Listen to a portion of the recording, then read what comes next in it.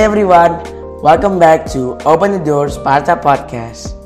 Opening horizons, embracing the world, an inspirational talk by Ar-Rahma Junior High School. Hey Sparta fam, I hope you are all fine and happy out there. My name is Dayan Maika from 8 to Clever that will be your host for today's episode and will accompany you for the next few minutes. Kalian tahu nggak sih, di episode sebelumnya kita di Sparta Podcast, kita bahas tentang prestasi akademik yang ada di Ar-Rahma. Tapi di Ar-Rahma ini kita juga punya prestasi non-akademik.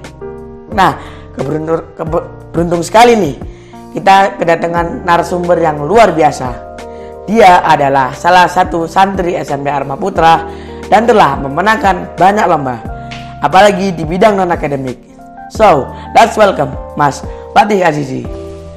Assalamualaikum Mas, gimana kabarnya? Alhamdulillah, hari ini sehat, aman. Sehat selalu ya Mas. Amin.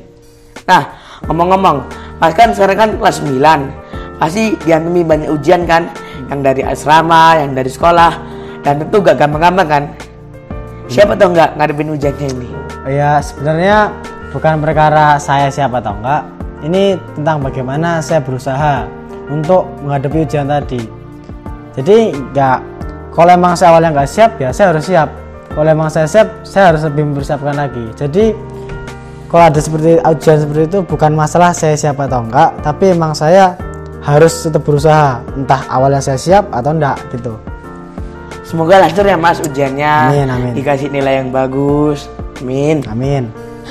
Ngomong-ngomong ya tentang prestasi akademik nih, bagaimana Mas menyeimbangkan antara pelajaran akademik seperti yang di sekolah sama pembelajaran non akademik seperti cerdas cermat ini? Sebenarnya dulu awal itu saya juga kewalahan. Gimana ya ini caraku ngatur waktu? Cuman dengan seiring berjalannya waktu, kayak banyak kata-kata gini. Dengan kamu terbiasa, kamu akan semakin menguasainya. Jadi awalnya saya juga ini sering tinggal pelajaran, sering bingung ngerjakan tugas. Tapi pada akhirnya saya menemukan cara. Saya harus bisa bagi waktu gini. Sekarang waktunya untuk belajar akademik di sekolah. Nanti setelah selesai, saya baru ganti ke belajar ke cerdas cermat. Jadi dengan saya terbiasa sering kayak gitu tadi, saya jadi tahu, caranya tuh seperti ini yang paling enak. Jadi saya bisa dapat dua-duanya. Gak cuman yang akademik di sekolah, gak cuman yang cerdas cermat gitu. Nah, for your information ya, Mas Fatih Azizi ini selain di cerdas cermat, beliau juga sangat aktif di organisasi bernama Ababil. Buktinya sekarang nih, dia memakai seragam Ababil. Nah, Mas itu kan menang banyak lomba, apalagi dalam lomba cerdas cermat kan. Mas ini kenapa kok bisa suka sekali dengan lomba cerdas cermat? Jadi sebenarnya awalnya saya juga karena kondisi, bukan keinginan saya sendiri. Kan saya di Ar-Rahma ini bergabung di kayak pasukan khusus pramuka Ababil, Armada Barisan Bintang Hidayatullah. Nah, itu kan kami juga ikut lomba pramuka. Awalnya saya bergabung dulu di kelas 7. Saya juga bingung mau ikut bidang apa. Ikut sandi atau apa. Nah, oleh pembina saya, Ustadz Angger, saya diikutkan di lomba cerdas cermat. Memang di lomba pertama saya gagal. Cuman di lomba kedua saya menang. Selanjutnya saya menang. Awalnya sih susah. Lama-lama kok malah enak gitu ya. Lanjut gitu. Jadi terbiasa gitu ya. Benar. Kayak kata-katanya Mas Adi, terbiasa jadi gampang. Ya. Kalau boleh nanya Mas ini ikut lomba cerdas cermat itu apa yang dicari? Kenapa kok bisa ikut? Sebenarnya salah satu niat saya tuh ya untuk membanggakan Ar-Rahma juga, untuk diri saya sendiri, untuk orang tua saya, guru-guru saya, teman-teman saya. Saya ikut di situ kan juga termasuk pengalaman. Karena yang saya tekankan untuk diri saya itu pengalaman adalah guru paling berharga. Jadi dengan saya ikut lomba tadi, saya akan mendapatkan lebih banyak pengalaman. Mungkin lombanya sama cerdas cermat, tapi kan situasi dan kondisi di lapangan selalu berbeda di tiap lomba-lombanya tadi. Jadi dengan saya semakin banyak ikut, saya semakin banyak menang juga, saya akan menambah pengalaman untuk saya, juga memberikan kebanggaan untuk saya sendiri, guru saya, keluarga saya, sekolah juga. Berarti Mas ini punya banyak pengalaman kan? Pengalaman yang paling unik dalam lomba itu apa Mas? Yang Mas alamin? Saya tuh pernah, jadi kan namanya tuh cerdas cermat, tapi terkadang nggak cuma cerdas cermat aja. Biasanya orang mikir cerdas cermat itu kayak cepet-cepetan jawab.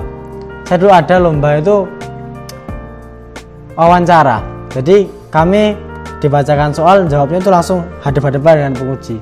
Jadi nggak cerdas cermat angkat tangan cepet-cepetan, nggak. Jadi kami dipanggil satu persatu, nanti wawancara dengan penguji, dikasih nilai. Jadi kadang itu cerdas cermat nggak pakai angkat tangan cepet-cepetan itu nggak. Cuman kadang ya kayak gitu. Ada satu cara yang unik. Saya juga pernah lomba cerdas cermat, cuman digabung dengan sandi. Jadi saya ngerjakan soal tentang apa gitu, tentang kepramukaan. Nanti harus saya kirimkan dengan dikasih sandi, harus saya kirimkan ke teman saya. Jadi kadang di lomba pramuka tuh ada yang unik-unik, sama lomba cerdas cermat tapi gabung sama sandi lah, atau bentuknya beda lah gitu. Berarti pengalamannya Mas ini membuat Mas lebih pintar atau bagaimana? Ya kayak yang tadi, dengan saya lebih punya pengalaman, saya jadi bisa ningkatin diri saya sendiri. Mungkin pintar termasuk, terbiasa termasuk juga gitu. Mas ini mempersiapkan untuk lomba cerdas cermat ini gimana? Belajarnya kayak gimana? Sebenarnya sama kayak kita belajar di kegiatan-kegiatan lain kayak ujian atau apa ya. Salah satu ya kurang lebih kuncinya itu membaca. Kamu lama-lama baca, insya Allah ya otakmu akan ada muscle memorinya. Oh, ini jawabannya ini jawabannya ini. Ya dari hal yang aku bilang itu terbiasa, lama-lama kamu akan menguasai. Jadi aku sering-sering baca kertas, baca terus udah selesai baca lagi, balik baca lagi. Lama-lama kamu akan terbiasa. Kamu pun belajar di ujian juga kayak gitu. Iya. Belajar buku, buka tutup, ganti buku, cari buku lain. Kalau lebih kan caranya seperti itu. Jadi jangan terpaku harus gini enggak. Yang penting kamu sesuaiin dengan dirimu sendiri. Oh, aku enaknya apa? Kamu mau nyatet? Oh ya, silakan. Kalau emang kamu cara belajarmu nyatet ya nyatet. Kalau aku sih baca kemarin itu untuk cerdas cermat. Itu. Jadi sesuai pola belajarnya ya, cara enaknya belajarnya gimana, misalnya memahami atau enak belajar dari guru atau mempraktekannya langsung. Benar. Kalau saya sih itu belajar dari guru biar lebih ingat. Iya. Biar juga itunya misalnya kita bingung kita langsung nanya gitu. Benar. Tips yang mau ikut lomba cerdas cermat Mas, kan Mas pengalaman pertama kan kalah. Tips untuk yang pertama mau ikut lomba cerdas cermat gimana untuk menang? Oh gini, jadi kalau sama kan ikut lomba atau ikut kegiatan, pertama tuh jangan mikir menang atau kalahnya.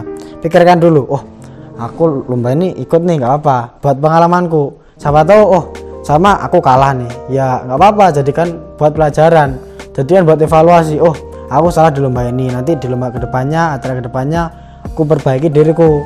Jadi dengan semakin kamu banyak pengalaman tadi, seperti tak bilang, kamu akan juga dapat pembelajaran dari situ tadi yang bisa kamu gunakan untuk kegiatanmu kedepannya gitu. Jadi jangan mindset awalnya tuh jangan aku harus menang, enggak.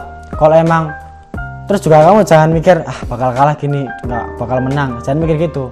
Karena yang penting itu kita berusahanya dulu bagaimana, nanti kita minta doa pada Allah lah, minta bantuan ke orang-orang. Karena untuk saya itu ada 3 step, ada ikhtiar, berusaha. Jadi saya belajar dulu, saya usaha dulu. Jadi saya nggak langsung nyerah, ini nggak mungkin, saya coba dulu. Dengan saya ikhtiar, saya iringi dengan doa.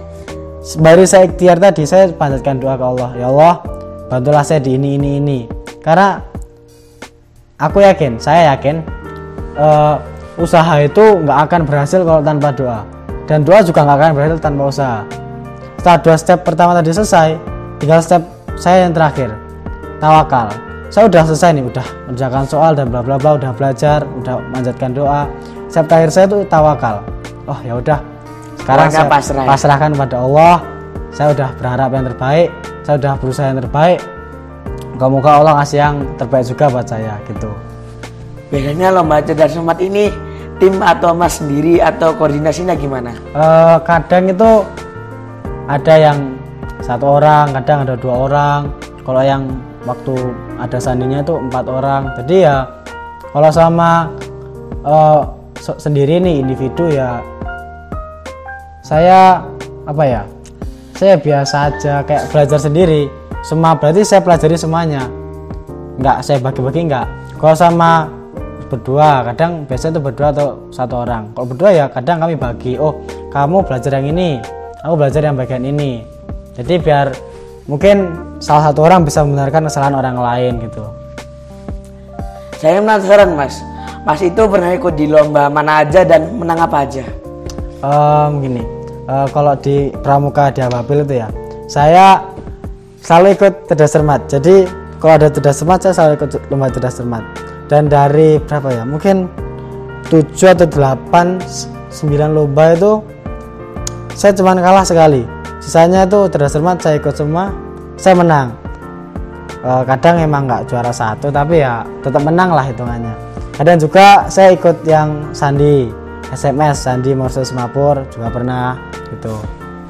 Jadi apa yang Mas dapatkan setelah semua menang lomba ini? Mas itu mendapatkan apa? Pertama ya kebanggaan untuk saya sendiri. Wah, saya bangga dong bisa menang lomba terus lagi. Terus juga saya yakin itu dengan itu saya bisa membanggakan orang tua saya, orang guru-guru saya, sekolah juga. Jadi kan dengan saya menang lomba tadi, saya membawakan manfaat bukan cuma saya sendiri, tapi juga ke orang-orang lain. Mungkin saya nggak dapat kayak materi, kayak uang, penghargaan atau apa, cuman pengalaman itu udah pengalaman kayak hal-hal yang prestasi yang saya kasihkan itu udah menurut saya lebih dari cukup untuk menggantikan mungkin uang, materi. Saya nggak terlalu sudah cukup lah dengan itu tadi. Sudah cukup dengan pengalaman saja biar nanti untuk pelajaran di hidup ya. Iya mungkin gitu. Nah, harapan atau saran untuk para penonton sekarang yang sedang melihat. Oke, jadi mungkin saran saya tuh gini, hidup itu sebenarnya itu main peluang, dan dengan ikhtiar itu meningkatkan peluang kita. Selama ini besok mau ada ujian, kalau orang karena hidup ini mainnya peluang, dengan aku nggak belajar nih, mungkin besok nilaiku akan di bawah KKM, mungkin 70, mungkin 50. Tapi dengan aku belajar, aku akan meningkatkan peluangku untuk dapat nilai yang tinggi gitu. Tapi juga aku nggak lupa juga, kayak di manapun, walaupun aku punya peluangnya, aku bisa ningkatin peluangnya, tetap pada akhirnya yang menentukannya itu Allah. Jadi buat penonton sekalian, jangan lupa ingat jalur langit, ingat sama Allah, minta doa pada Allah. Karena walaupun kalian sama peluang kalian sudah 99,99%, tapi Allah nggak ridho, tetap ya nggak bakal dapat gitu. Jadi kalau emang kalian ada sesuatu yang kalian inginkan, usaha, tingkatkan peluang kalian dengan meningkatkan diri kalian. Kalian juga ingat minta doa pada Allah, pada teman-teman kalian, pada guru-guru kalian. Karena kan nggak ada yang tahu doa siapa yang bakal diijabah sama Allah gitu loh. Mungkin itu. Terima kasih ya Mas atas menghadiri podcast kita, and thank you to all of you, our amazing viewers. And don't forget to stay connected with us on Open the Doors Sparta Podcast. See you in the next episode. Wassalamualaikum warahmatullahi wabarakatuh.